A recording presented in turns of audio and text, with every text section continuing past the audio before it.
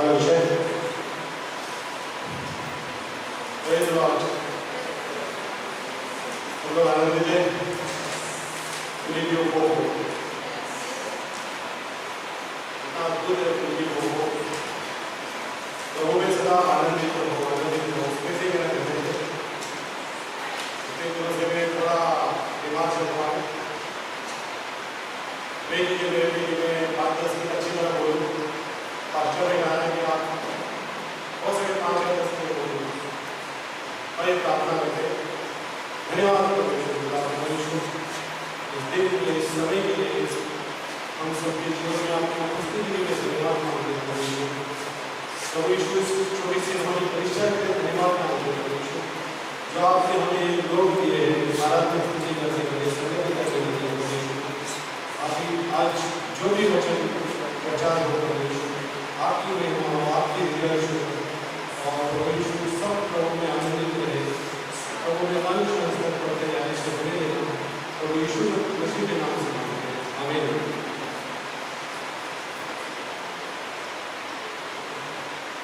पता है इस दुनिया में सब लोग इंजीनियर, डॉक्टर, बड़े बड़े वैज्ञानिक लोगों को महत्व देना चाहिए। इसमें कुछ फायदा है। फायदा इस संसार के लिए बहुत कुछ है, लेकिन फर्क के लिए फायदा है। सबसे बेहतरीन किताब हमारी बाइबल ही, वही हमें सिखाती है कि आगे हमारा क्या होगा। जब मैं किसी को सुसमाचार सुनाता हूँ, किसी के पास जाता हूँ, तो बाइबल के बारे में बताता हूँ। तो किसी को इस संसार से पूछ लें कि आपके बच्चे को आप क्या बनाओगे, तो वो लोग बताते हैं कि मैं डॉक्टर बनाऊंगा, इंजीनियर बनाऊंगा, मैं पुलिस बनाऊंगा, इंस्पेक्टर बनाऊंगा, ये बनाऊंगा, वो बनाऊंगा। बनाने के बाद तो एक दिन हमें इस जग को छोड़ना है।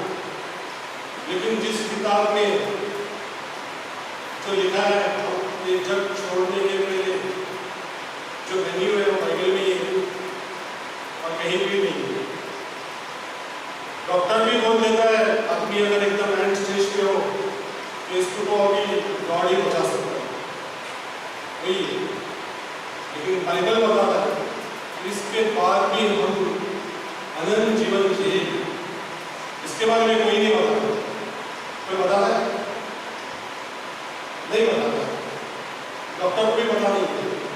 अभी हम डॉक्टर को सुसमाचार सुनाने जाएगा, मेरे एक अच्छा मित्र है MBBS, लेकिन वो मुझे पागल में गिनती करता है।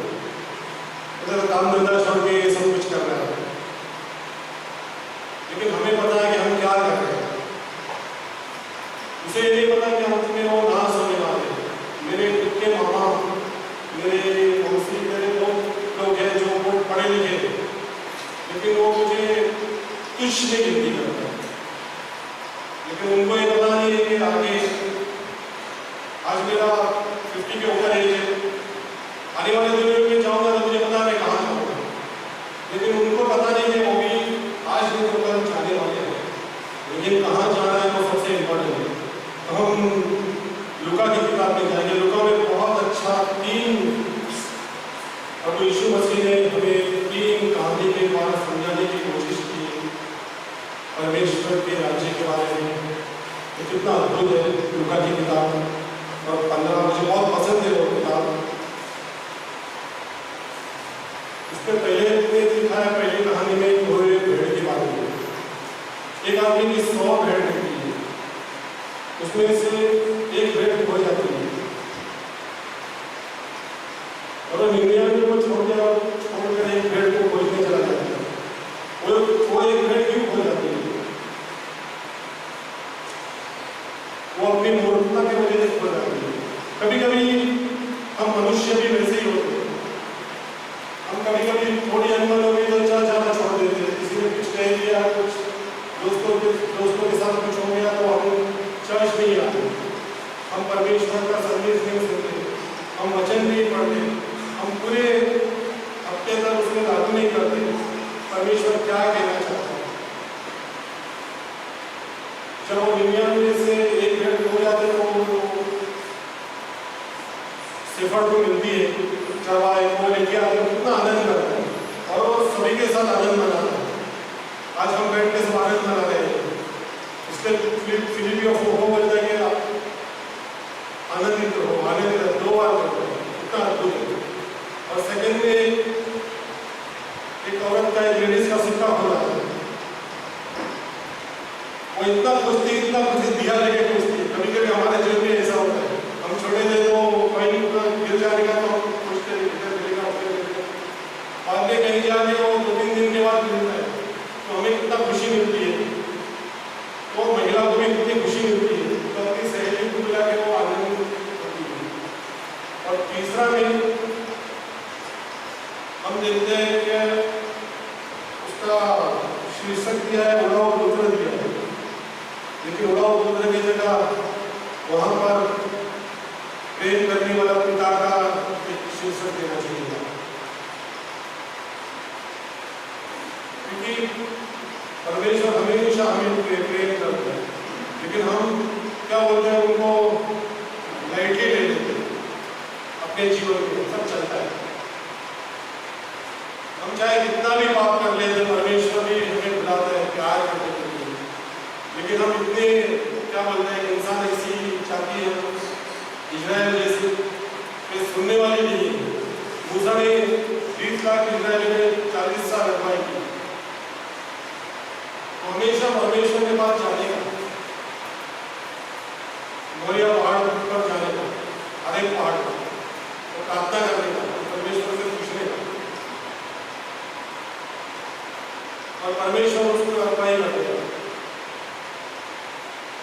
तो यहाँ पर हम लूका की जो 15 में देखते हैं, एक आदमी के 2 पुत्र रहते हैं। 2 पुत्र में देखते हैं, छोटा पुत्र बोलता है कि मुझे मेरा जो भी हिस्सा है वो मुझे दे दो।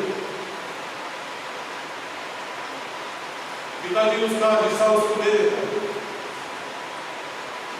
बहुत दिन बीतने के बाद बाइबल बताती है, बहुत दिन बीतने के बाद बाइबल यही बताता है कि ज्यादा पैसा आने के बाद आदमी का कैरेक्टर थोड़ा लूज हो जाता है, तो उसको लगता है क्या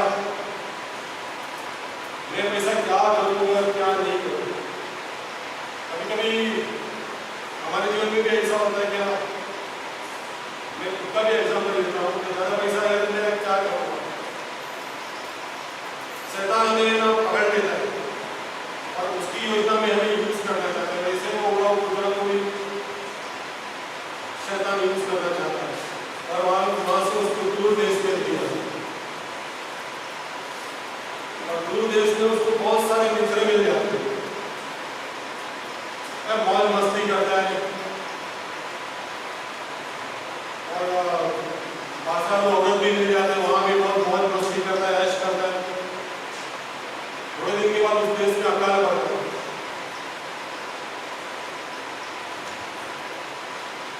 वैसे हम पुराने नियम में देखते हैं कि उड़ाऊ पुत्र ने जब आदम और हव्वा को परमेश्वर ने बनाया तो बहुत ऐश आराम में था आदम और हव्वा, लेकिन जब आदम पाप में पड़ गया तो परमेश्वर से भागने लगा, क्योंकि उसका आत्मिक आवरण चला गया, आत्मिक कवरिंग चला गया। परफेक्ट बनाया, हमें भी परमेश्वर ने परफेक्ट बनाया, लेकिन परमेश्वर का आत्मिक आवरण हम चाहते ही नहीं। कहीं भी थोड़ी शैतानी हरकत हो गई इस संसार में तो हम डगमगाने लगते हैं। देखिए, अगर हमें जन्म हुआ है तो हमारे पृथ्वी में धरती पर एक बात है आने वाली, बाइबल बताती है। लेकिन प्रभु यीशु मसीह में जिसने विश्वास किया वो अनंत काल तक जिए। वो अन्य धर्म के जैसा नहीं है कि 7 क्या बोलते हैं 7 बार 7 जानवर का जन्म है, जन्म हो जन्म बाद में इंसान का नाम सब चक्कर नहीं होगा। सीधा प्रभु यीशु मसीह पर जाएगा, उसकी गोद में हम ऐश करेंगे। हाँ, कितना अद्भुत। तो परमेश्वर की योजना में रहना कितना बेहतरीन है। जब आदम ने पाप किया तो कवरिंग लोग हो चुका, अंधेर के पत्ते से अपने आप को ढांक लेगा, उतना उसके लिए काफी नहीं था। परमेश्वर आगे वहाँ पहली बलि करता है और उसको कवरिंग करता है। तो वहीं तय हो जाता है कि यीशु मसीह आने का, वहीं से तय हो जाता है कि यीशु मसीह आएगा और हमें अनंत जीवन देगा। क्यों देगा? क्योंकि परमेश्वर ने हमें बनाया, मिट्टी में से बनाया, उसकी साथ डाली हमारे अंदर, हम सबके अंदर परमेश्वर की सांस है ना। परमेश्वर नहीं चाहता क्या हम शैतान के आदि हो जाए। चाहे अगर मेरा बच्चा है, मेरी बच्ची है, तो मुझे छोड़कर किसी और लेडी को प्यार देने तो मेरे को अच्छा लगेगा। एग्जाम्पल हमारे लिए सिर्फ नहीं अच्छा लगेगा। मेरी बच्ची मेरे को बहुत प्यार करती है, मैं किधर जाना हो तो पापा किधर है, क्या है, कहाँ है, कभी आओगे, मुझे ये चाहिए वो चाहिए, पापा से ही मांगेगा। वैसे हमारा परमेश्वर पिता और यीशु मसीह के पास सब कुछ ये पूरा जग है। हम उसको छोड़ के दूसरे की आदत में लगेगा तो कैसे चलेगा? और दूसरा एग्जाम्पल उसमें योना को परमेश्वर ने क्या बोला? तातीश जाने के लिए, तो निम्बे के झाड़ पे जाने के लिए बैठ गया। परमेश्वर के आगे आगे खिलाफ गया, लेकिन परमेश्वर वापिस उसको ले दिया।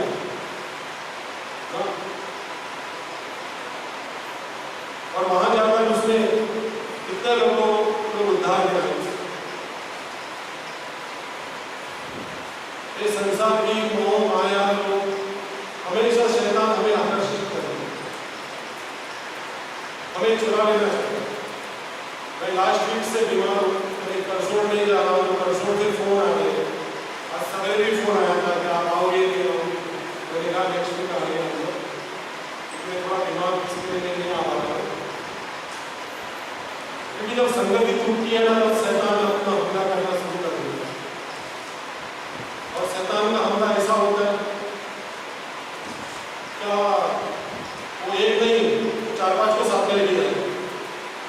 एक जा रहा है लेकिन दूसरे को भी अच्छा तो मेरे साथ पूरा पुत्र के साथ भी कुछ ऐसा ही हुआ। वो गया वहां पुत्र में गया, बाद में उसको बहुत थक गया, उसको कोई नौकरी देने तैयार नहीं, उसके खाने के मांग हो।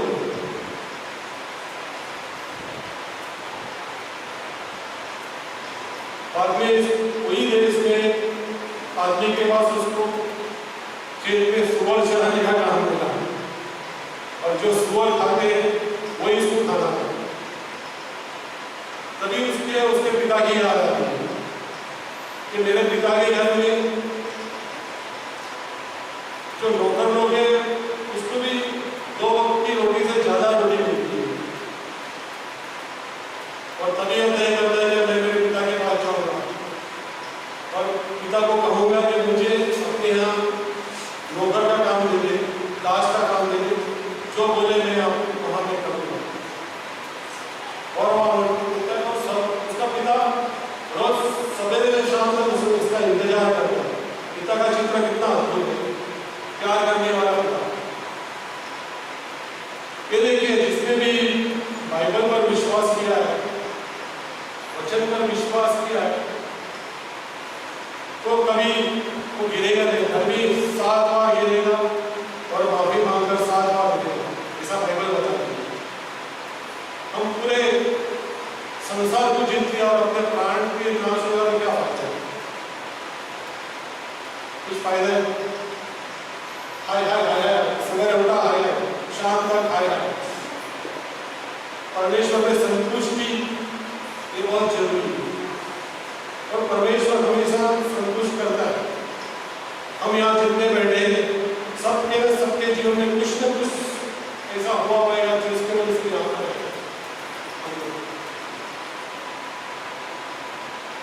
जब वो पिता के पास आता है तो पिता उसे गले लगा देता है, पुत्र को।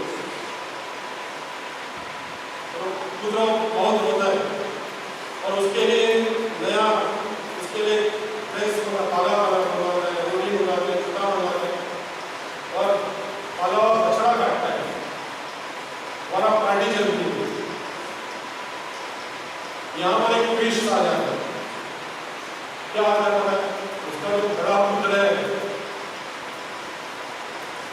वो उसमें से उसका दादा उसको पूछते क्या हो रहा है, तो मेरा भाई आया, तो घर में अंदर आने के लिए तैयार नहीं हुआ।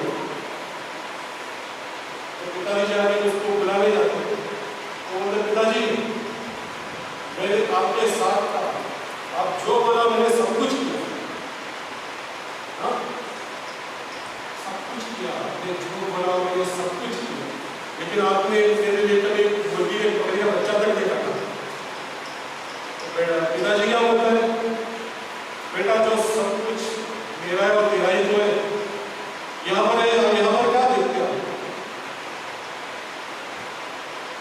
ये दो पुत्र में क्या देखते हैं, एक घर में अविश्वास है, एक बाहर अविश्वास है, एक घर में खोया है, एक बाहर खोया। मेरा कहने का पॉइंट ये, तो कभी कभी हम लोग चर्च में रहते भी है ना, अपने जीवन के अंदर अपने मन में परमेश्वर के साथ संगति से दूर हो, हमारे अंदर जीवन के अंदर 90% बाहर की चीज बनी हुई है, संसार की चीज। ये क्यों होता है? परमेश्वर ने अपने इमेज में बनाया और सब।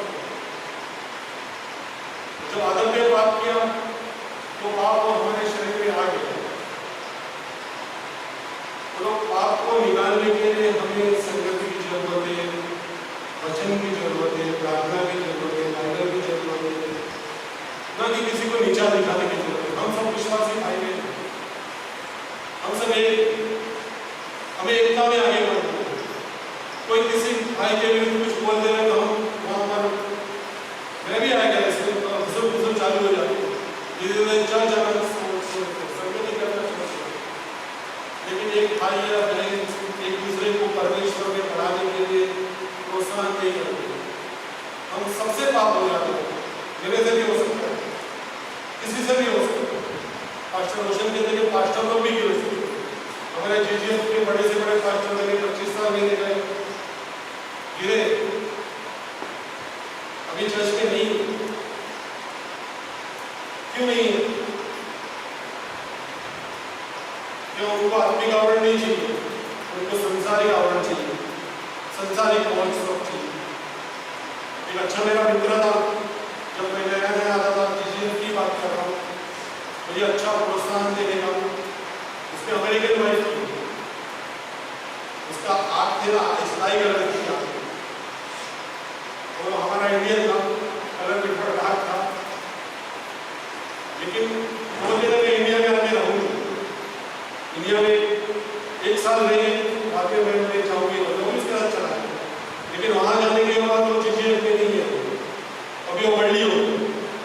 यहाँ आता है, मैंने उसको एक बार मिला भी करके कॉल में, लेकिन मेरे साथ दूर बात कर। तो शैतान की चालाकी कितनी मजबूत है, शैतान कैसा अपने इसमें अंधे में फाल देता है और फंसा देता है लोगों को। लेकिन एक परमेश्वर ही है, हम जिस परिस्थिति में हैं, जैसे हैं, परमेश्वर हमें बढ़ाएगा जहाँ पर भी, चाहे हम यहाँ पर हो, तो यहाँ भी हम फेथफुल रहना चाहिए। तो परमेश्वर में बढ़ने के लिए प्रार्थना, संगति, जो भी कुछ एक्टिविटी है, हम एक चर्च मसीह की दे, हमें बढ़ना चाहिए। हमें बाइबल कॉलेज में यही सिखाया जाए, तो यही बाइबल में सीखता है। प्रभु यीशु मसीह के नाम से मांगते हैं, आमीन।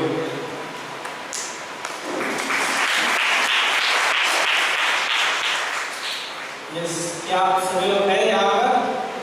यस, तो बहुत अद्भुत संदेश है ना कि व्यक्ति जो है परमेश्वर की योजना में, अगर प्रभु की योजना में है तो परमेश्वर उससे बहुत प्रेम करता है ना, उसको अनुग्रह भी देता है। गिर भी जाता है व्यक्ति तो उसको अनुग्रह भी देता है। पर भले उड़ाव पुत्र गिर गया, लेकिन उसके पिता ने उसे प्रेम किया, है ना, उसको अनुग्रह दिया, अनुग्रह दूसरा मौका देता है ना, उस स्थान पे बैठने के लिए जो है अनुग्रह क्या करता है, मौका देता है। वो परमेश्वर से हम सीखते हैं ना। तो एक विश्वासी परमेश्वर की योजना में है ना, उसके उद्देश्य में है, भले वो गिर जाए कोई बात नहीं है, लेकिन अनुग्रह है ना उसको उठा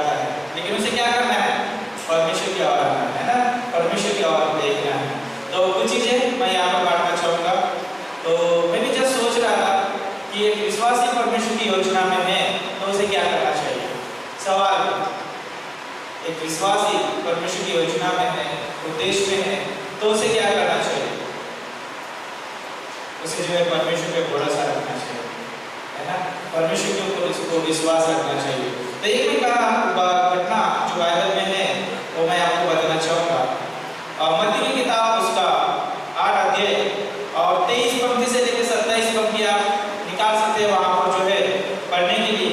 यहाँ पर जो है यीशु मसीह है और उसके शिष्य है और ये जो है नाव में बैठ के जो है क्या कर रहे, यात्रा कर रहे, झील के इस पार से उस पार जाने की वो प्रयास कर रहे हैं। और वहाँ पर जो है हुआ यूँ ऐसा, वचन में लिखा है, जब वो नाव पर चढ़ा तो उसके चेले उसके पीछे हो लिए और देखो झील में एक ऐसा बड़ा तूफान उठा कि नाव लहरों से ढकने लगी और वह सो रहा था।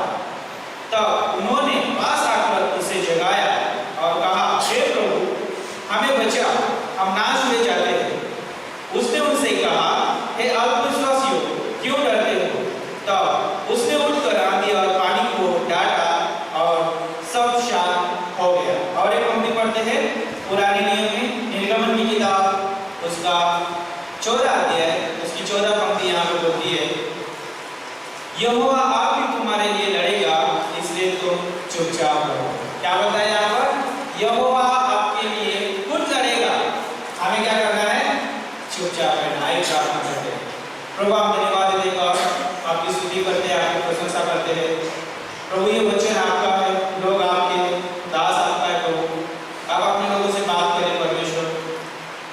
धन्यवाद देते हैं, आपकी स्तुति करते हैं, आपकी प्रशंसा करते हैं। आगे का समय आपके हाथ में सौंपते हैं, यीशु के नाम से मांगते हैं, आमीन। ओके, यहाँ पर जब हम इस घटना को देखते हैं, निर्गमन की किताब में जो है मिस्र से जो है इस्राएल प्रजा को परमेश्वर ने निकाला। क्यों निकाला? क्योंकि वहाँ पर जो है मिस्र में जब वो प्रभु की प्रजा थी, वहाँ पर उनके ऊपर जो है जोर जबरदस्ती किया जा रहा था, उनको तकलीफ दिया जा रहा था, है ना? वो समस्या में थे और वो प्रभु की दुआएं दे रहे थे और प्रभु ने जो है उनकी सुनी और उनको जो है उस मिस्र से जो है उनको निकाला और प्रभु जो है उनकी स्वयं अगुवाई करता है। भले वहाँ पर उसका दास मूसा है, लेकिन परमेश्वर जो है उनके साथ था और उनकी अगुवाई कर रहा था। उस दौरान जो है जब निर्गमन का 14 अध्याय जब आते हैं, वहाँ पर जो है घटना इस रीति से है कि जब वो आगे बढ़ चुके हैं, वहाँ पर जो है फिरौन उनका जो है पीछा करते करते उनके पीछे आया, है ना? उनके साथ लड़ने के लिए, है ना? अभी क्योंकि उसके रास्तों से, उसके गुलामी से वो बाहर निकल चुके हैं, है ना? इस्राएल प्रजा, तो उनको जो है दोबारा लेने के लिए आता होगा या उनको जो उनके साथ गलत कुछ चीजें करने के लिए आता होगा। लेकिन वहाँ पर जो है उनके सामने और एक प्रश्न है कि वहाँ पर उनके सामने लाल समुद्र है। आप जो है आगे जाएंगे तो पानी में डूब के मर सकते हैं और पीछे जाएंगे तो जो है फिरौन के हाथ से जो है उनको दंड सहना है।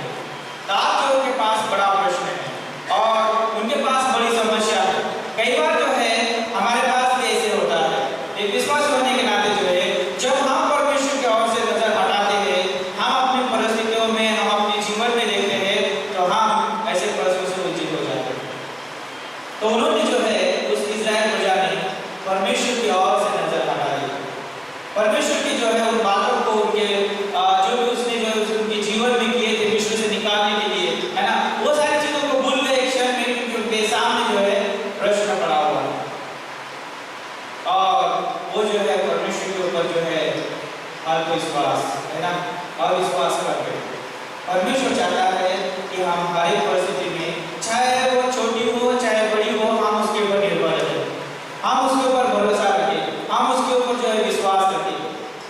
और वहाँ पर जो है परमेश्वर स्वयं उनके साथ है, उनको बचाना चाहता है, लेकिन परमेश्वर चाहता है उनका विश्वास, है ना। और वो वहाँ पर ऐसा कि जो है मूसा के सामने जो है वो कुड़कुड़ाने लगे, लेकिन मूसा क्या बोलता है वहाँ पर 13 पंक्ति में जो है मूसा ने कहा उन्हें मत करो। इसने कहा, मूसा ने कहा उन लोगों से मत करो। क्यों मत करो?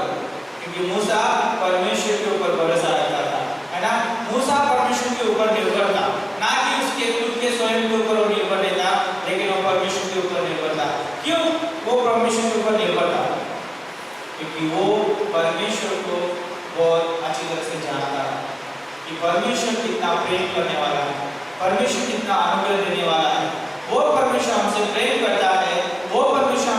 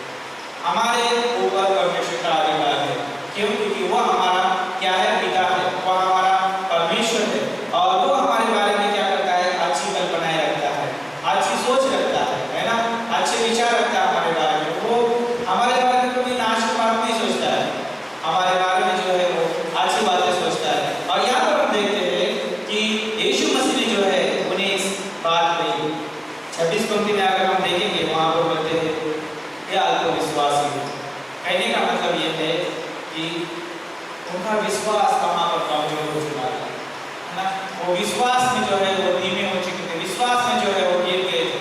हमें जो है विश्वास में कमजोर नहीं होना है, भले हमारे सामने कितनी बड़ी परिस्थिति क्यों ना हो, लेकिन याद रखिए उस परिस्थिति से, उस समस्या से बड़ा हमारा परमेश्वर है।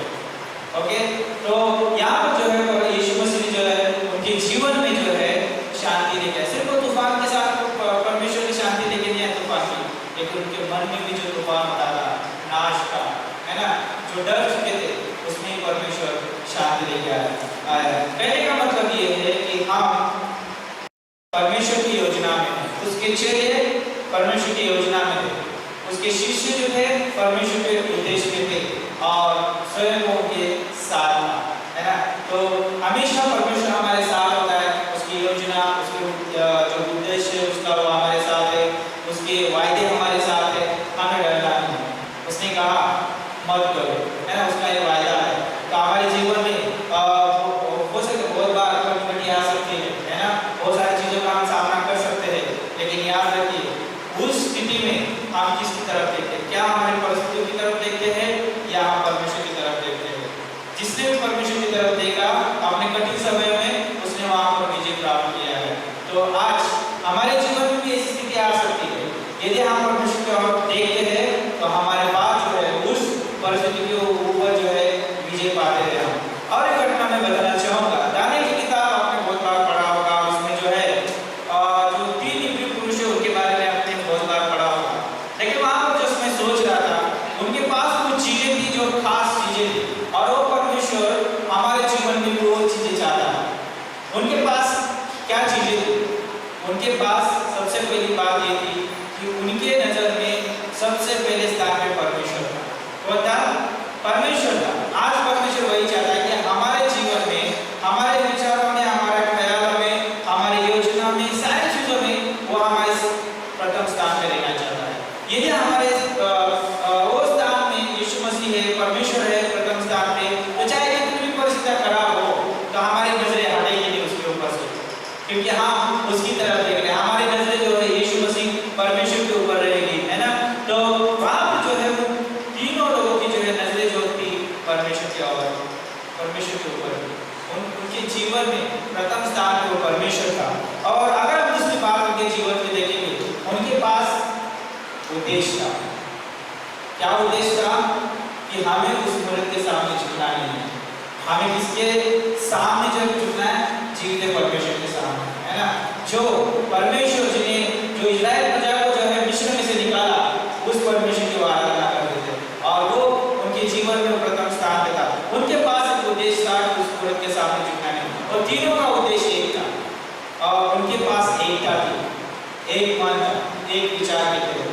परमेश्वर आज भी वही चाहता है। वो 3 मित्र थे और उनके पास एकता थी, एक मन था, एक विचार था। लेकिन अगर हम आज नए नियम में देखेंगे तो यीशु मसीह हमारा मित्र है। नए नियम में यूहन्ना की किताब उसका 15 अध्याय में अगर आप 13-14 पद के पढ़ेंगे, वहां पे यीशु मसीह बोलता है, आज से तुम्हें दास नहीं लेकिन मैं तुम्हें मित्र कहता हूँ। वो हमें मित्र कहता है। तो वो परमेश्वर आज हमारे जीवन में भी वो एकता चाहता है, जैसे कि वो तीनों में थी। परमेश्वर चाहता है कि हम हैं और उसमें वो एकता हो। परमेश्वर चाहता है कि उसके पास जो मन है हमारे पास मन हो, वो परमेश्वर चाहता है। उसकी इच्छा हमारी इच्छा हो, उसका उद्देश्य, उसकी योजना हमारी हो, ये परमेश्वर चाहता है। क्या हम उसकी उद्देश्य में एक है? क्या हम उसके सोच में एक है? क्या हम उसके मन के साथ हम एक है? ये हमारे ऊपर है। तो हम इसके बारे में सोच सकते हैं। आज हम यहाँ से जाएंगे तो हम सोचते हुए जा सकते हैं कि क्या मैं परमेश्वर के साथ सोचता हूँ, परमेश्वर की योजना में क्या मैं चल रहा हूँ, क्या उसके उद्देश्य में चल रहा हूँ, है ना। क्या मैं परमेश्वर को अपने जीवन में प्रथम स्थान पे रखता हूँ, है ना। यदि हम इस सवाल को अगर अपने जीवन में हम क्लियर करते हैं तो याद रखिए, चाहे कितनी परिस्थितियां क्यों ना हो खराब, है ना, कितने बड़े बड़े तूफान क्यों ना हो, आपको सिर्फ परमेश्वर दिखाई देगा। आपको तूफान समस्या नहीं दिखाई देगी, है ना, सिर्फ हमें परमेश्वर दिखाएगा। और उसमें जो है हमारे पास शांति, आनंद, है ना, उसका प्रेम, उसका अनुग्रह हमारे जीवन में कार्य करता रहेगा, और हमारा जीवन जैसा परमेश्वर चाहता है वैसा जीवन रहेगा। तो कितने लोग चाहते हैं वैसा जीवन? हम सभी लोग चाहते हैं।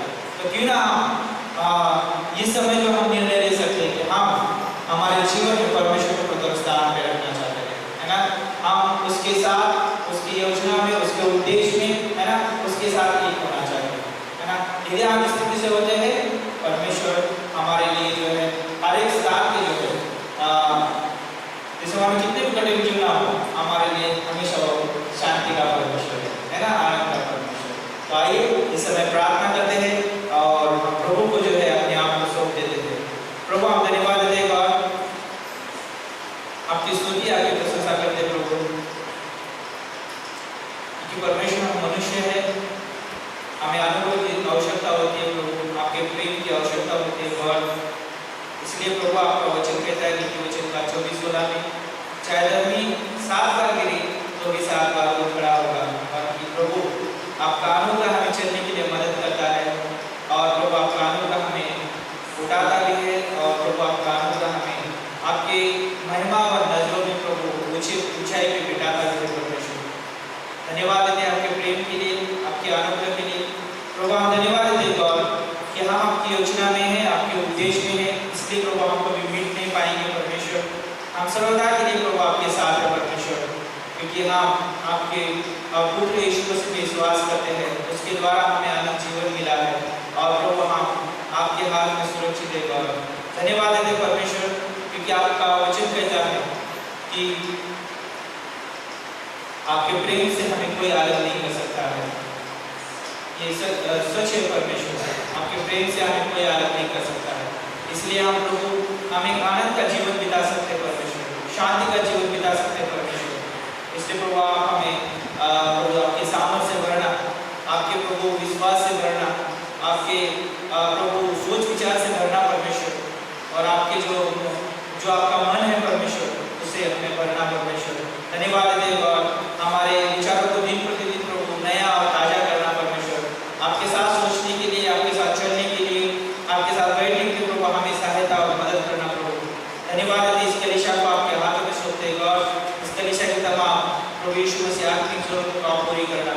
आपके दास पास्टर को आपके हाथों में सौंपते इस समय प्रभु, जो भी प्रभु आपकी सेवा में है, आपके कार्य में प्रभु, प्रभु आप जानते प्रभु आपका दास कहाँ है, उन्हें प्रभु आप आशीषित करिए और प्रभु बहुतायत से प्रभु यीशु मसीह को वहाँ पर इस्तेमाल करिए, ऐसे हम प्रार्थना करते हैं।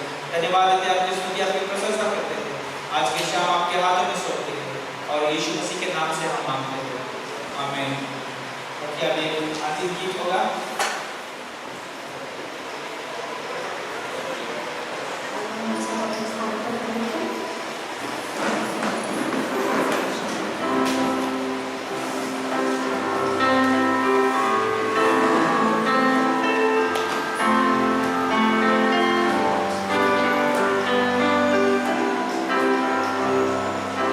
कोई नहीं कर सकेगा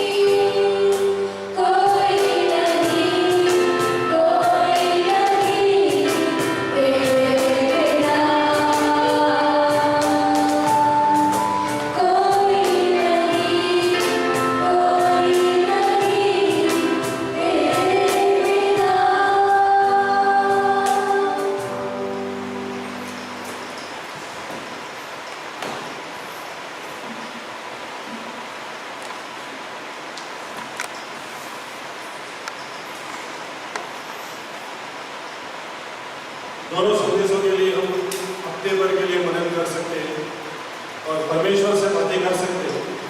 एक तो परमेश्वर के प्रेम के बारे में था और दूसरा था परमेश्वर की योजना के बारे में।